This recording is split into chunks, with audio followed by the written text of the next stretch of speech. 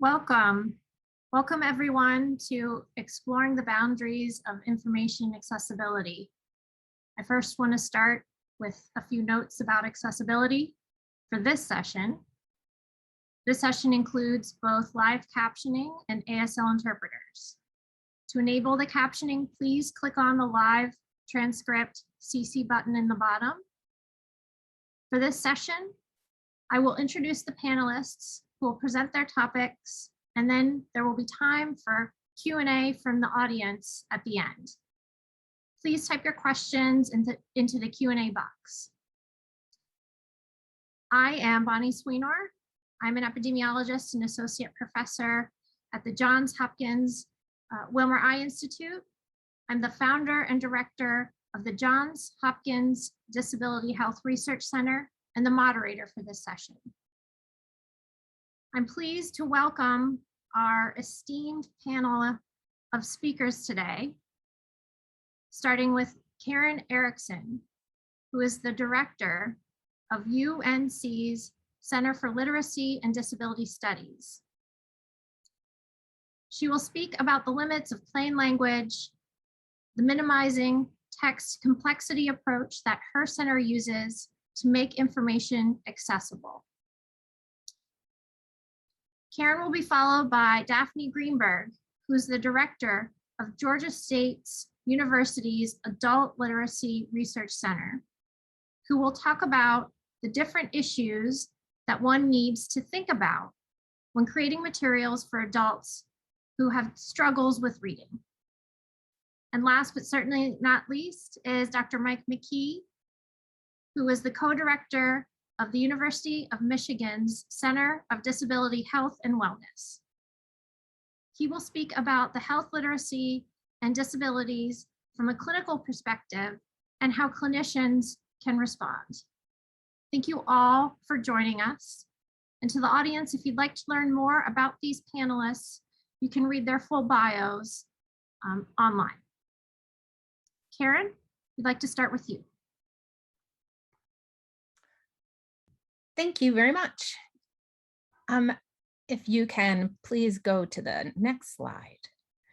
I'm a newcomer in this area of health literacy. My background and all of my research to date has primarily focused on school-age children with a variety of intellectual and developmental disabilities.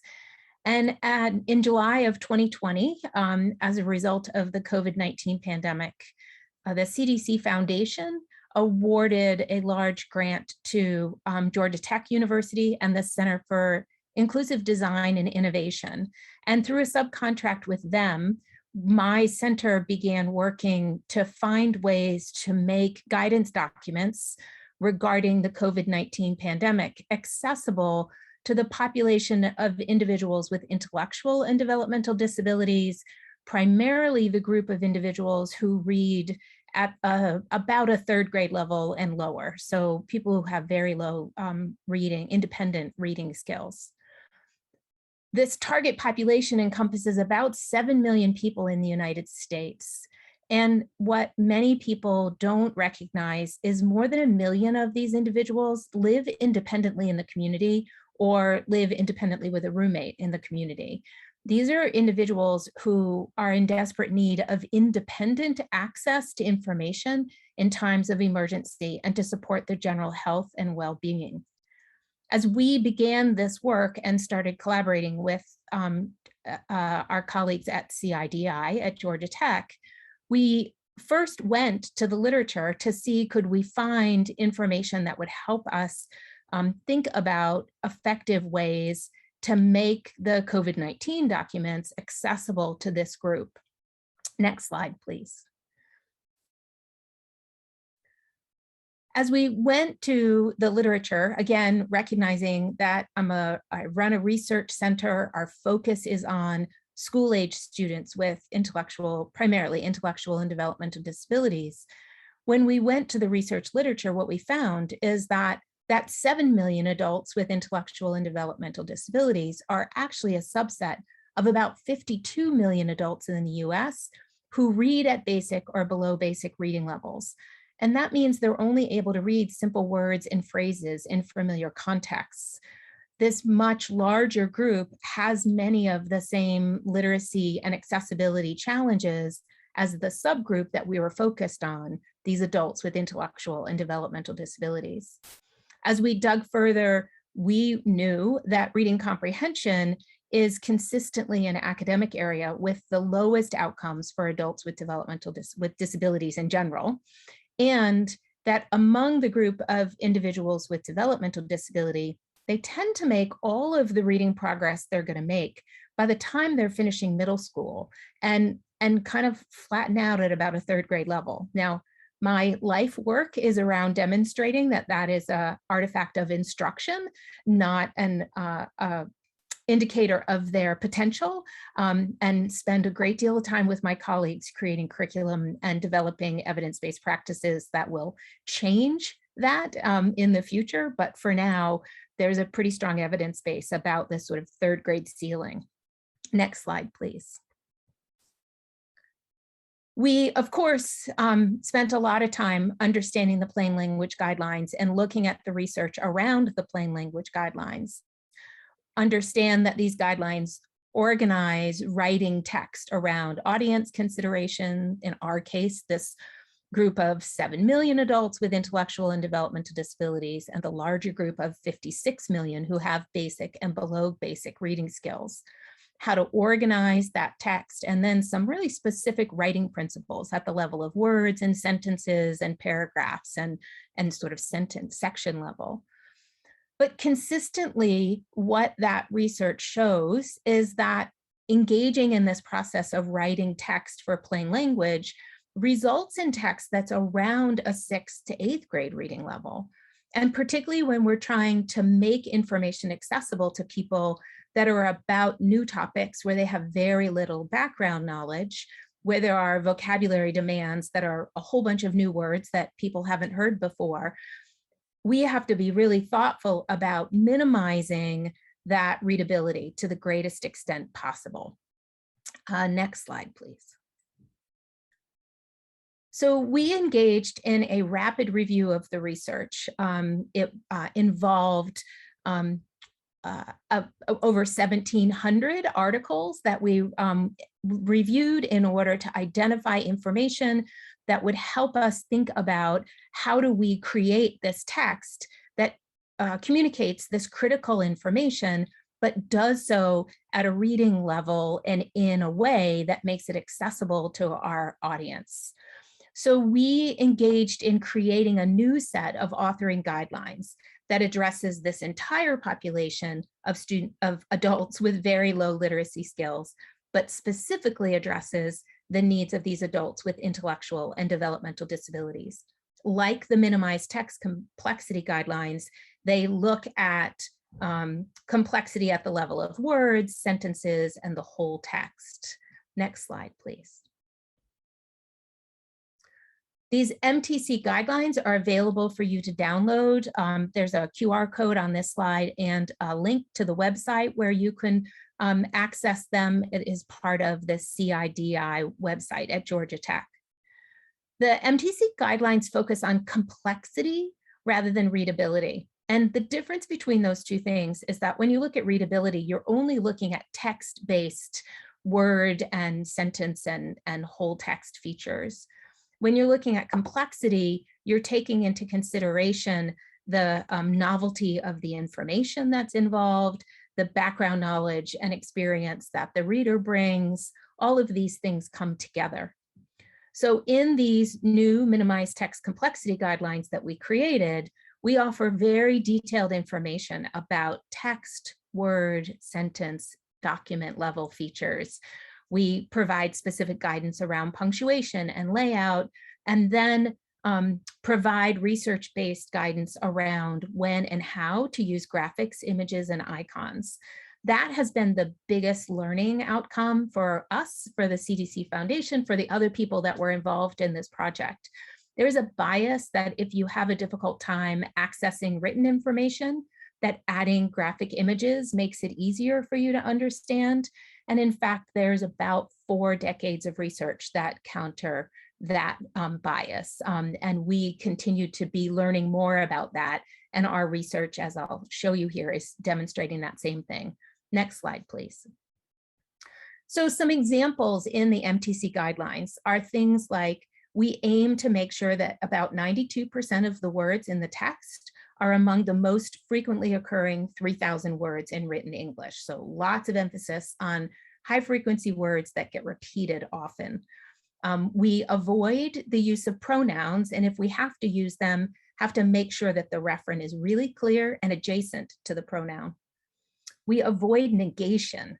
So instead of saying things like, this is not all possible symptoms, we would say something like, there are other possible symptoms. And what's important for people to know about negation is that when readers are reading and processing text, they read the sentence in the affirmative and then go back and negate. So anyone who is struggling with reading at beginning levels, what the research tells us over and over is they only do the processing in the affirmative and fail to go back and do the negation. And so particularly when we're talking about health or literacy and emergency preparedness, we have to be really careful that our readers aren't understanding an affirmative message when our intent was to communicate the negative version of it. We also need to avoid questions, and it's very common when we're trying to make text accessible that people will use questions as headers. So across the CDC documents that we were seeking to simplify, there are section headers that are questions, things like, how can I protect myself from COVID-19?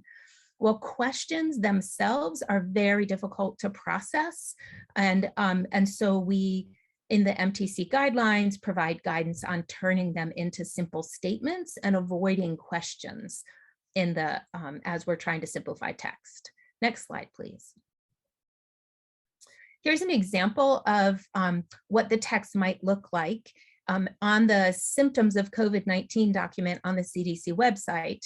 It uses a bulleted list. Again, a very common practice that people will use in order to make websites have an accessible look and feel. It's part of what we're all trained to do. But if you're trying to make the information accessible to people who have very low literacy skills, you have to avoid bulleted lists, because each item in a bulleted list actually requires you to make an inference. You have to infer that the stem that was up at the top of the list is there in the place of that bullet. And so in the minimized text complexity guidelines, we have guidance around replacing bulleted lists with these stacked sentences that have a repetitive syntax that eliminates all of the inferencing that's required and also dramatically simplifies the readability so that the reader can be focused on the critical information in each one of those sentences.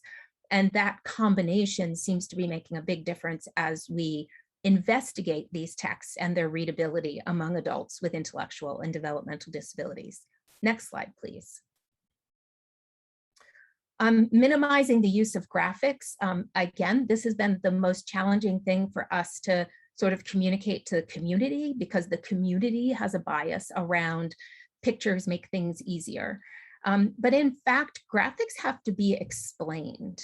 And so if we're going to include any graphics in the information, we need to make sure that they are understandable without explanation, that we could, outside of the text, show an audience that image, and they would come up to some uniform understanding of what it represents. Definitely need to avoid graphics that communicate negation, like that's a double trouble when we have an image and then put a red X over it. And then avoiding all icons and other conceptual symbols or graphic images. I have some examples to show you of this. Next slide, please. So for example, when you are choosing graphics, you want to be really thoughtful. So let's assume that the 3 images that are on the bottom of this screen are intended to show that when you wear a mask, it needs to cover your mouth, your nose, and your chin. As you look at example 1, there's a picture of a a young woman who's got a big poofy ponytail and she's wearing a yellow headband and her mask is very decorative pink with flowers on it. And you can see her neck and the white collar on her shirt and then the gray shirt that she's wearing. There's a lot of detail in this image. And so it's difficult to know what's most important. What is it that it's trying to communicate? If we look at example 2, we see an example of a faceless head. So it's presumably a male who has short dark hair. We can see his ears with a mask behind them, but we have no eyes and no nose. And so the critical information that we're trying to communicate, that the mask needs to go over the nose and the chin, isn't obvious. In number 3, we have an image of a man who we can see his eyes, we can see part of his nose, we can see the mask behind his ears. And so if we need to have an image, this image at least provides us with the information that we're trying to communicate. But the other piece of it is that it's not providing information that's irrelevant. So trying to make sure that we are, if we're using symbols or we're using graphics, that we definitely are communicating the important information, but we're really minimizing the extraneous information or the irrelevant information. Next slide, please. The other challenge with graphics is that they're incredibly salient. In our current research, we have 20 adults with intellectual and developmental disabilities who are engaged in a protocol looking at their ability to read and comprehend a variety of documents that are part of this CDC Foundation funded COVID-19 project. On the left-hand side, you see the actual page from the CDC about how to protect yourself and others. Just recently, we ran a young woman through the protocol and asked her, have you ever seen this page before? And she replied, no.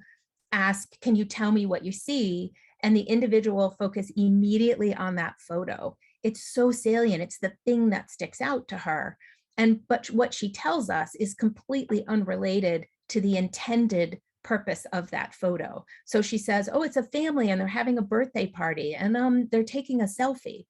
She continues and at no point makes any connections between the information about protecting yourself and protecting your family and that image. So it's super salient, it attracts all of her attention, and then she tells us misinformation. We've run 16 of our 20 participants through the whole protocol, and 50% of them give us irrelevant responses when we ask them about this page. Now, in contrast, next slide, please.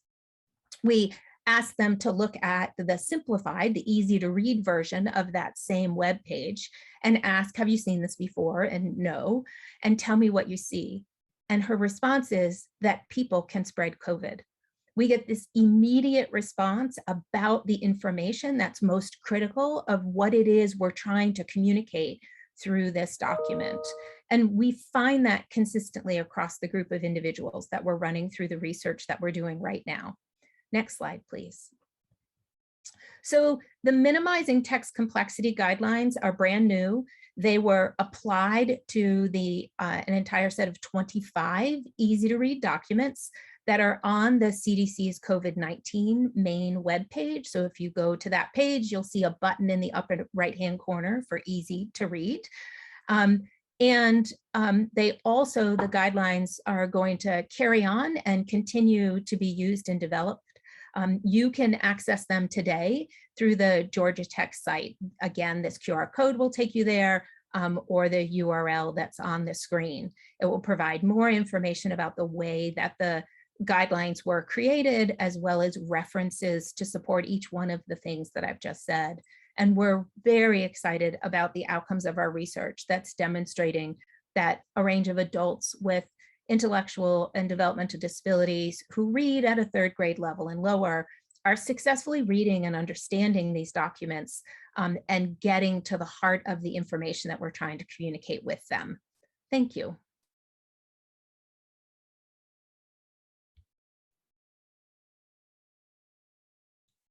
Thank you, Karen. I'm going to remind our audience to put their questions in the Q&A and introduce Daphne to be our next speaker. Thank you.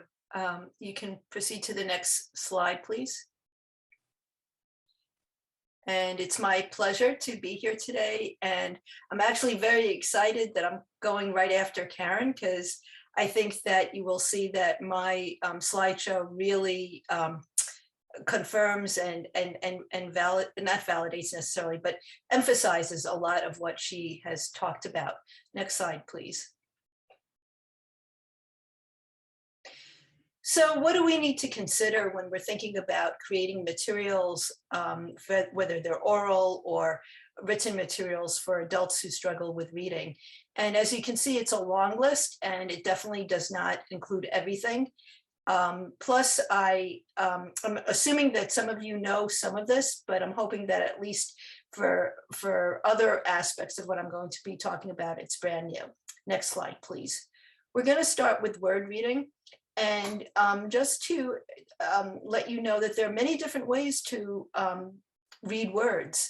And people who struggle with reading often have difficulty with all of these ways, whether it's phonemic decoding, which is sounding out words that are not known, using analogy skills in order to figure out a word. So like, for instance, very simply put, if you know how to read the word hat, then you can figure out the word mat and the word pat, for example. Sight word reading is basically being able to read irregular words. These are words that you cannot sound out at all. So for example, the word aisle, A-I-S-L-E, is a word that if you do not know what it says, there's no way you can sound it out. And then a lot of people assume that adults who struggle with reading can guess very easily. Well, a lot of them don't know how to use context cues in order to guess the words that they don't know.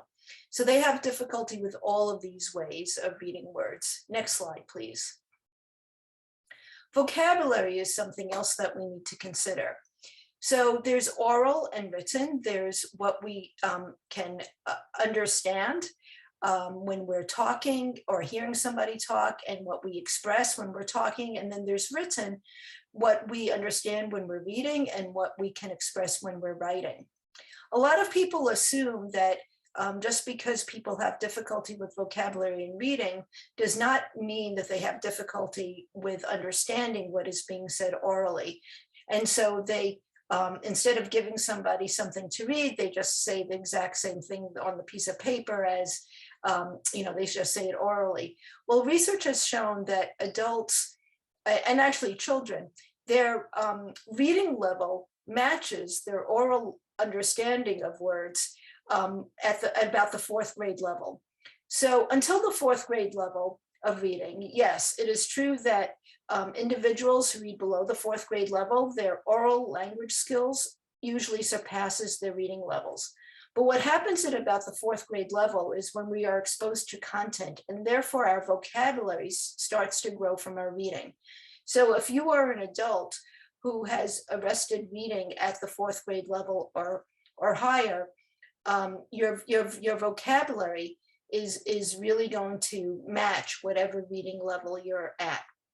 And then of course there's breadth and depth. Breadth is how many words do you know, and depth is how well do you know them. So for example, knowing that the word date can mean something you eat, it can mean a calendar date, or it can mean a romantic interlude.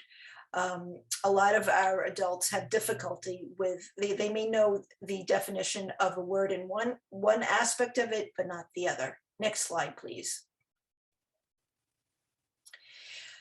Non-literal language is a real biggie, both for non-native speakers and for native speakers of English.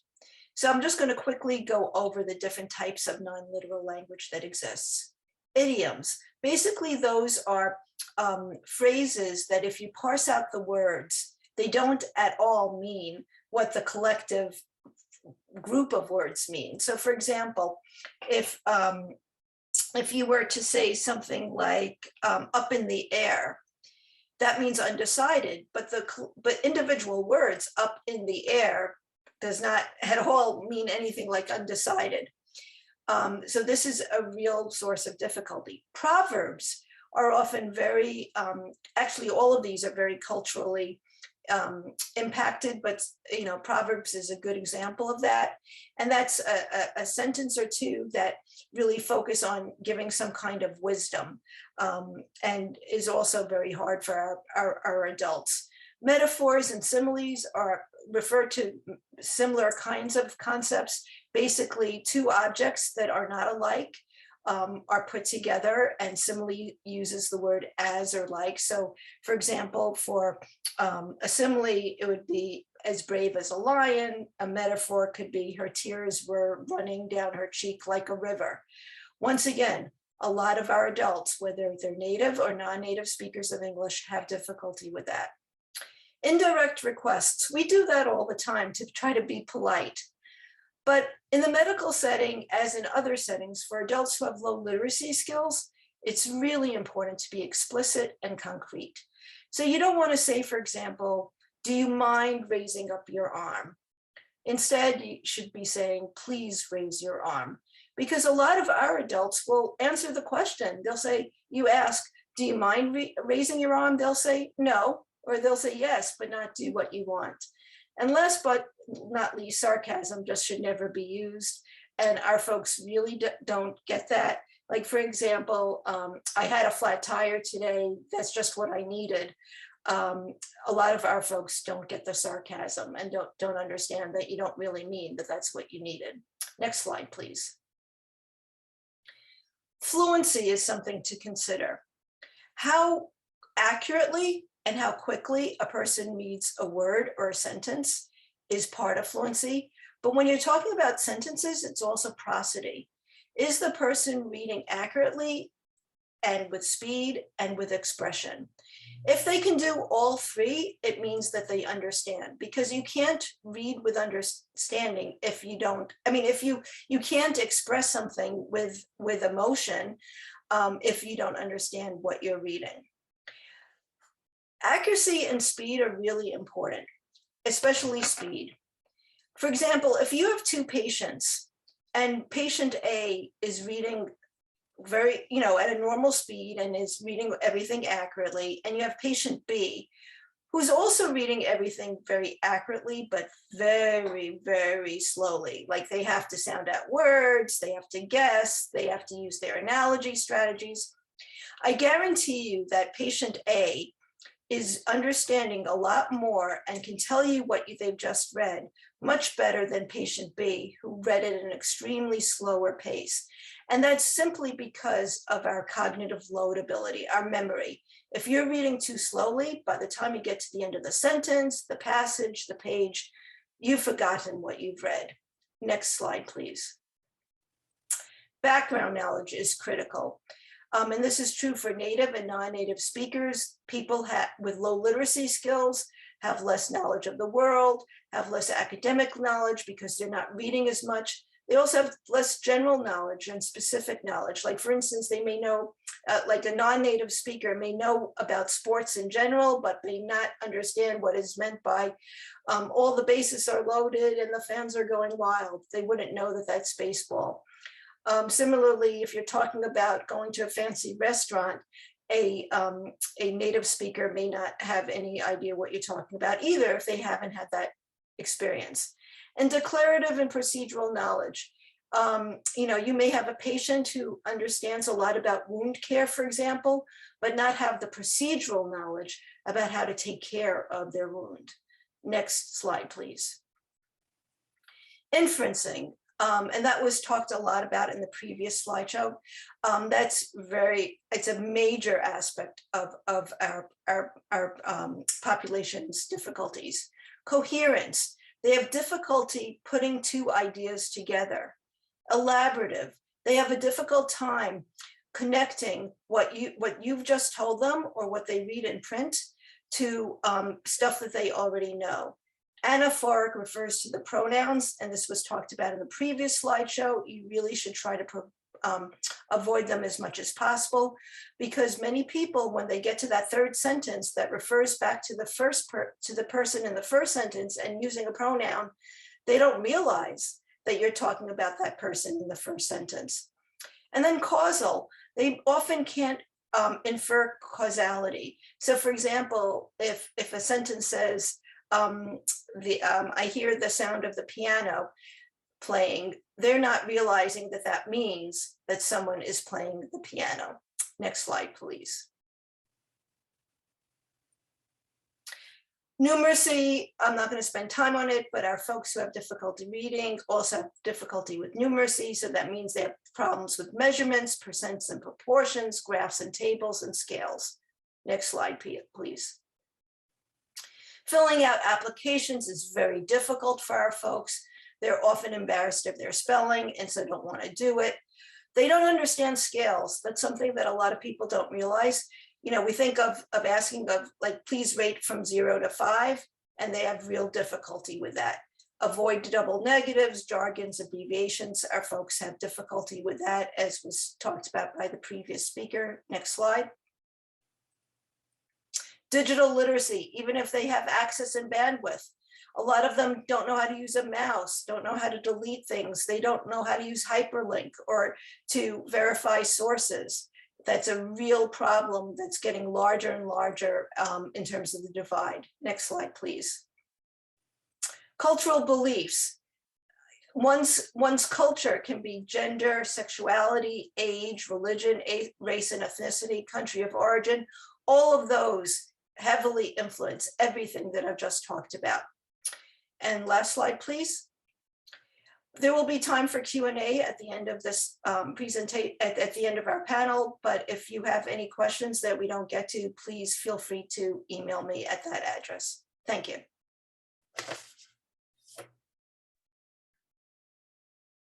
Thank you so much for that excellent presentation, Daphne. I'm going to turn it over to Dr. Mike McKee. Thank you so much. So first of all, I want to just describe myself. I'm a white male. I'm deaf. I wear a blue and white stripe shirt with a yellowish tie. So today I'm going to talk about ways in a healthcare setting, how we can actually engage these individuals and ensure that we have information that they can access and understand. One thing I understand the multiple strategies out there to help with inadequate health literacy and to make sure that this information is accessible to all. But one thing I want to emphasize that even a lot of our efforts, we forget that just providing plain language or using the various health literacy tools does not equal accessibility. And so I want to just make sure that we understand that access, making sure that we provide the necessary accommodations to achieve that is going to be critical. It should be the first thing that you think of before moving forward. I'm going to highlight a recent story that just happened last week in which I had a deaf individual who came to my my clinic. It's a new individual, and we reviewed her medications. In going through the medications that she had, one of them was a statin, a cholesterol lowering medication. And she proudly described that she takes a tall glass of grapefruit juice with this statin. For those of you who may not be aware, grapefruit juice is contraindicated for many of these statins and actually can increase these levels to a dangerous level. And so talking a bit more about that, she obviously did not have accessibility, did not have a way to communicate with her pharmacist. And what was happening is that she was referring to this pamphlet, and the pamphlet had a bolded description to not take grapefruit, but it was bolded in the sense that she thought it was important and was emphasized to take it. So these breakdowns happen very often and more than you think. And again, the accessibility really goes back to communication accessibility, and she could not access communication with her pharmacist. So in another parallel patient, this is a patient who is hearing, was able to find out that having a statin was not supposed to be taking grapefruit juice. they were able to have a discussion with the pharmacist, and that was able to be resolved, and was appreciative of that. So again, regardless of many of the strategies, often we think of bolding can be helpful. In this case, even though there was deny, the bolded of the grapefruit juice, to her, thought it was something that was important. So again, just remember, think about accessibility with many of these individuals, including individuals who have different types of disabilities. Please go to the next slide. So I want to just highlight a few different strategies to help make this more accessible, make it easier for them to get the information in a healthcare setting. Remember, before we actually can build trust between a healthcare provider and patients, especially patients with a disability, you need to make sure that there is accommodations being provided, that they have accessibility set up. Before you do that, if you can imagine, in the case I gave with this deaf patient, but even when you have somebody with a mobility or a wheelchair user, if you're already struggling to get into the room, even if they can hear, you're struggling, what's going to happen is that the cognitive demands of trying to overcome obstacles is going to deteriorate the quality of your communication, even if they are able to speak, hear without any noticeable difficulties. So you have to think about accessibility accommodations in your healthcare setting before you can even approach the information that you're trying to provide. And also, it does impact a number of other things, including adherence. So if you can imagine, if they don't trust you or they don't really get it, they're not going to follow the recommendations that you provide. So you need to be aware of their needs. And I'll show you shortly a slide on what we're trying to do here at University of Michigan. So I'm with the Department of Family Medicine. And so we are working closely with a variety of different departments through the Center for Disability Health and Wellness. So one, you can distribute a disability-based questionnaire to get a better sense of the backgrounds, the needs, what accommodations might be necessary. And then certainly think about how you can set these accommodations. Obviously, that when you get that information, it's really the best time to get that set up. So when they schedule an appointment, that information needs to be relayed, not wait until they show up, because setting up accommodations at that time is going to be too late. And then making sure that you have adequate time for these appointments. So I do have a panel in which I do ask for additional times for certain patients. We have to understand that some individuals are going to need more time, and we need to have a healthcare system that allows for that. I know there's a lot of penalties when we have more time with certain individuals. That needs to change. We want providers to have the quality time with these individuals, and they include communication aids. I appreciate the comments already earlier. They need to be attentional. They can't just be, here's a picture, here's a graphic. You need to show these. I do use these pictures, even Google Images, write keywords to help emphasize it. That is not just something I do with people with disabilities, but also with pretty much across all patients. And I think it helps to enhance the understanding, but it needs to be intentional. It needs to be explained. We often, talk about in deaf community that the concept is really more important, not just knowing a health sign. Sign in, talking about a health terminology or word. Sometimes people ask me, well, what's the sign for that? And I always remind them, it's not, you don't want to use that because in some cases, a deaf individual may not know that sign. So it's more about the concept, explaining the concept. That is something I feel universally we can do, and it really does make a difference. And then summarizing key points, talk about what is next. What are the things that you think are high priorities? What are the things that are important from today's visit? And then doing a teach back. There's also examples of teach to goal. Teach back is something I strive to do. I don't always do it, but it is it's a good practice that we need to do. Sometimes we are going against time pressures too, but teach back is really a wonderful way asking them to go ahead, give an overview of what you just described, what's the next steps, what you're going to be doing, if there's any medications, labs, or imaging, and when to follow up. And then requesting team help. This is not, we don't work in silos. We need to work in teams, and we need to also make sure that there's good communication channels. I work closely with my social worker.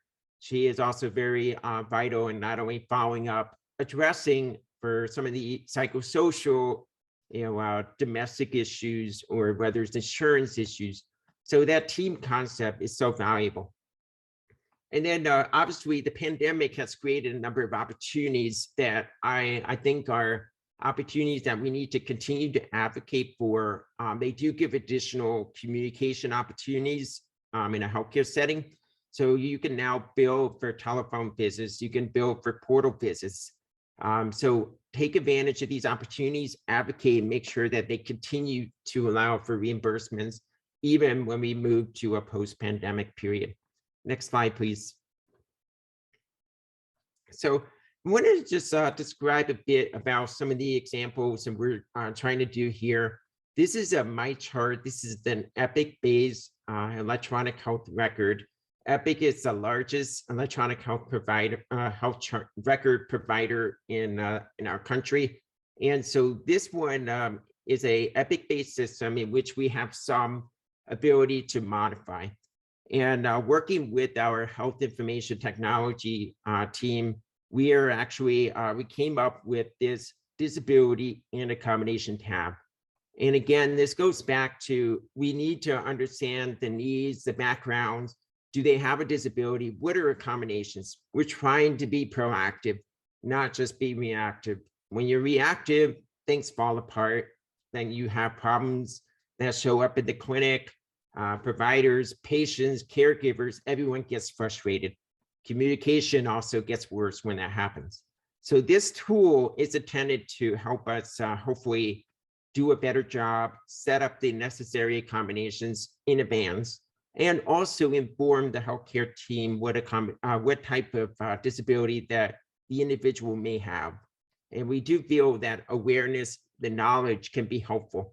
And so let's go to the next slide. And when you touch on this disability accommodations tab, it will come up to this, this tab where you can fill in more information. Can you go to the next slide, please?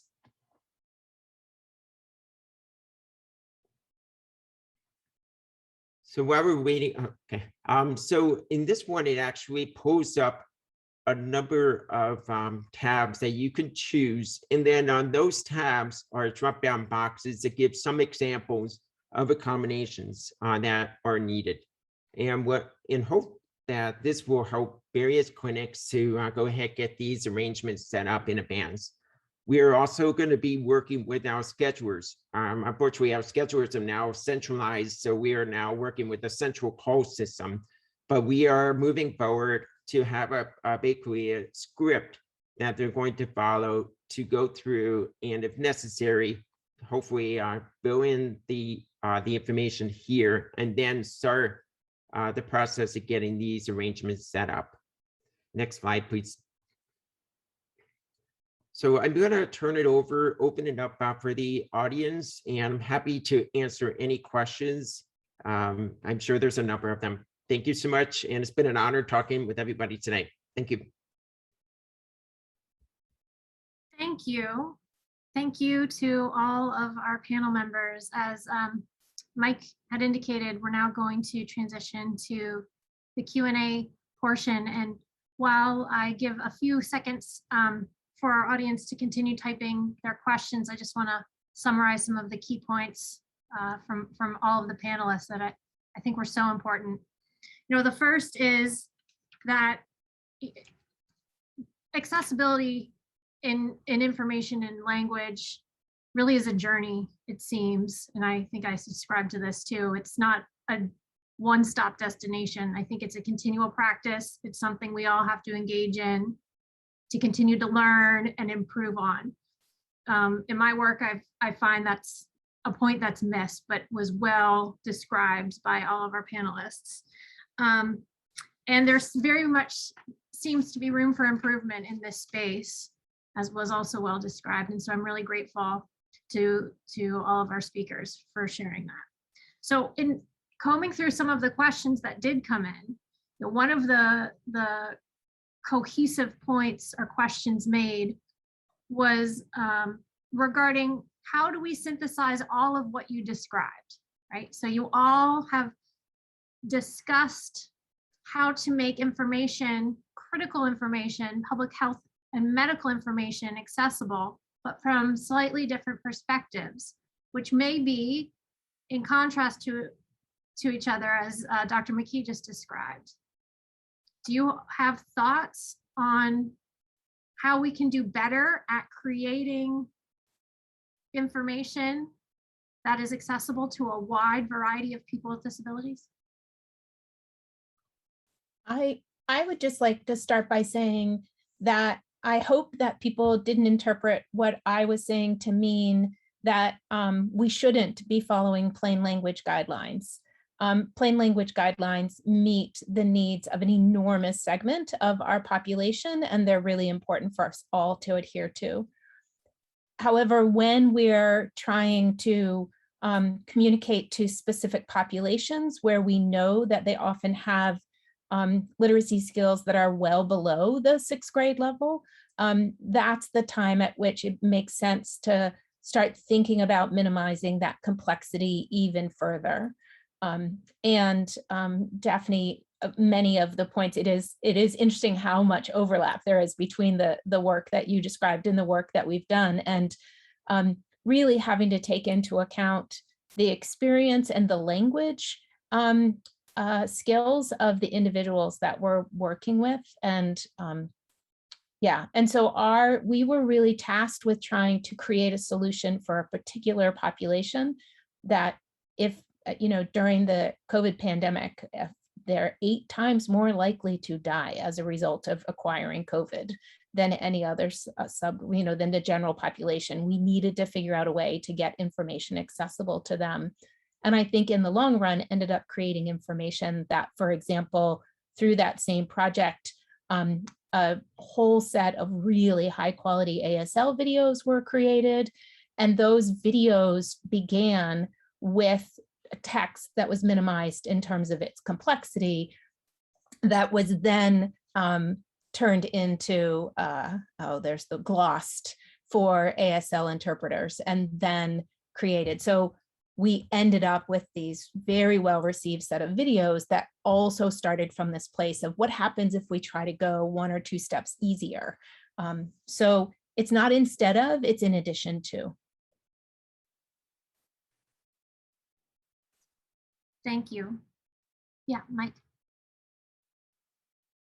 So I just want to also add that it is so critical that we need to make sure that we have members from our, from our members from the disability community be part of this. Often we are moving ahead with different resources, and sometimes we just don't realize that these, stakeholders, many of them are missing an individual from these communities. So please try to make an effort. And I'm thrilled to, see an example I know was already made earlier today that we would have not noticed that this picture was really alluding to something completely separate from COVID.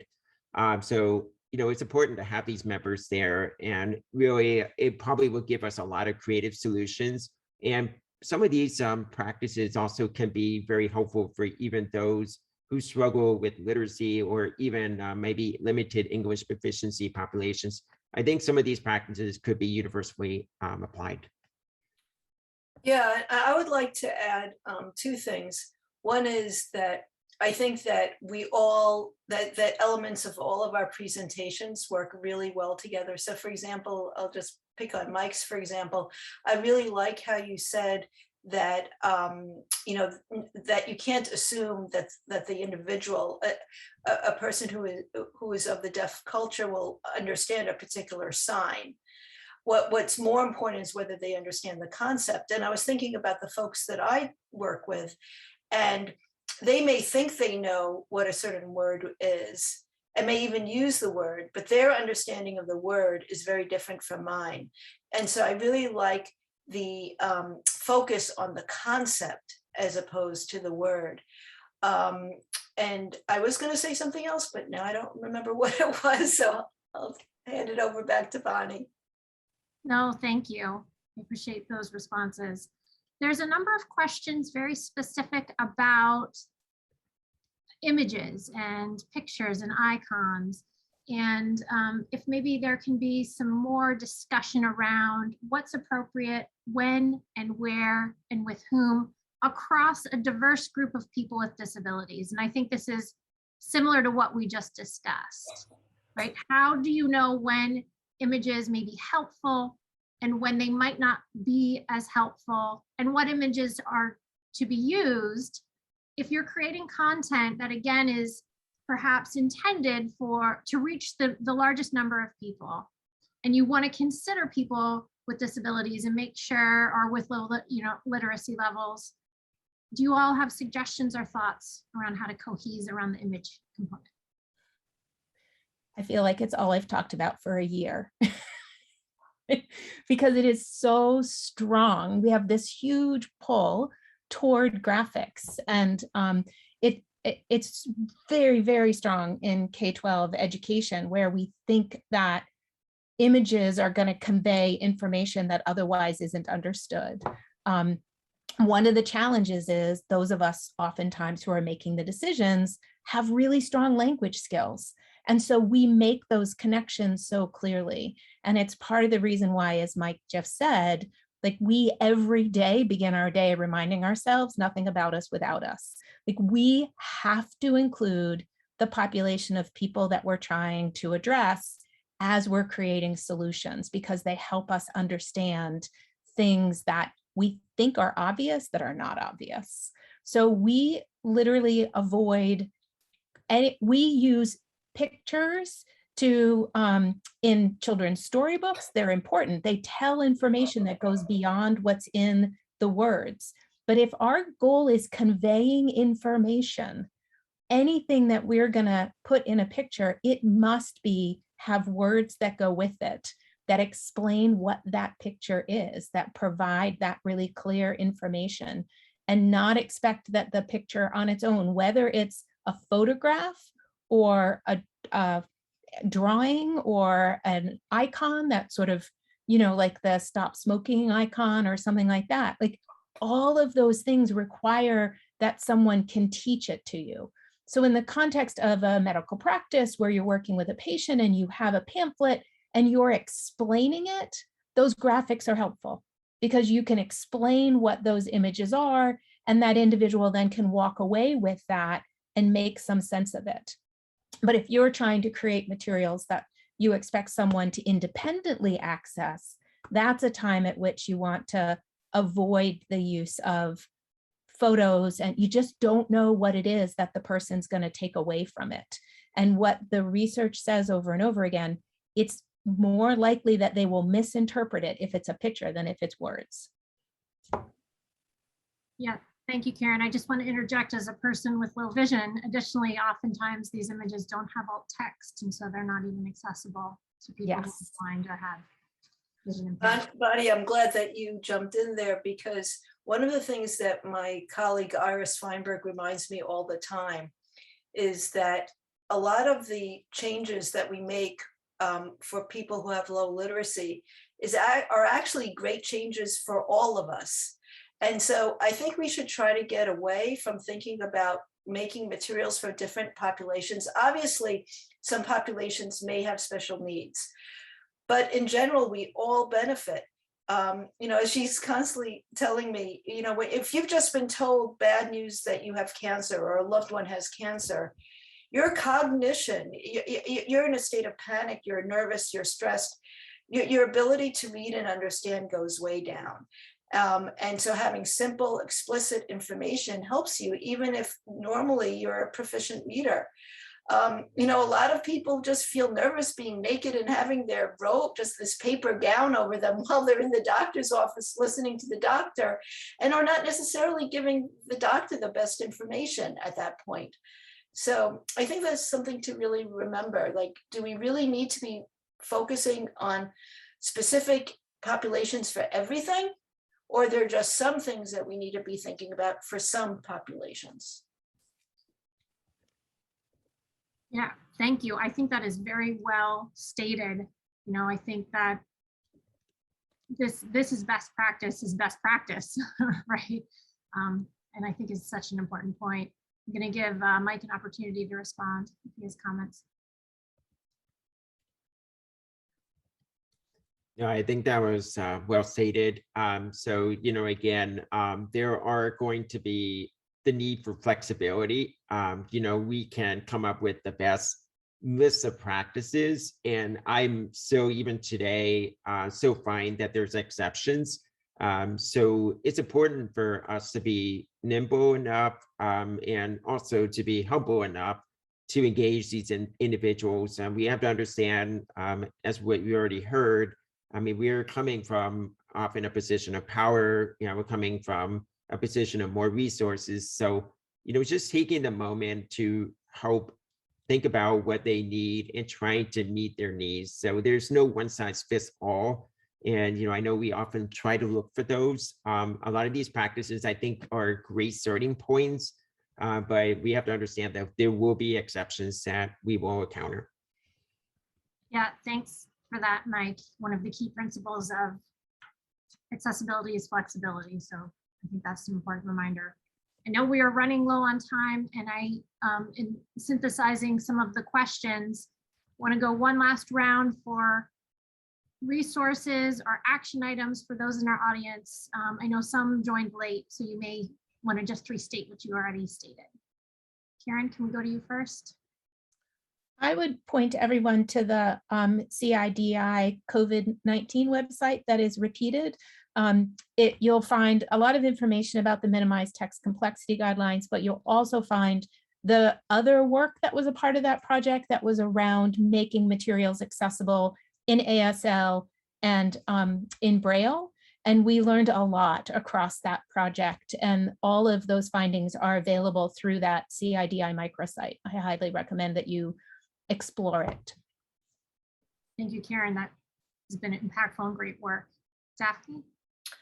Yes, I would like to suggest that no matter what you do with your materials, that you always ask the consumer, the patient, the client, what they understand, and give them the information in chunks and ask them to basically tell you back what they've heard, what they understand, what questions they have. To me, that is the most critical thing to do, no matter what materials you use with the patient. Thank you. Great advice. Mike?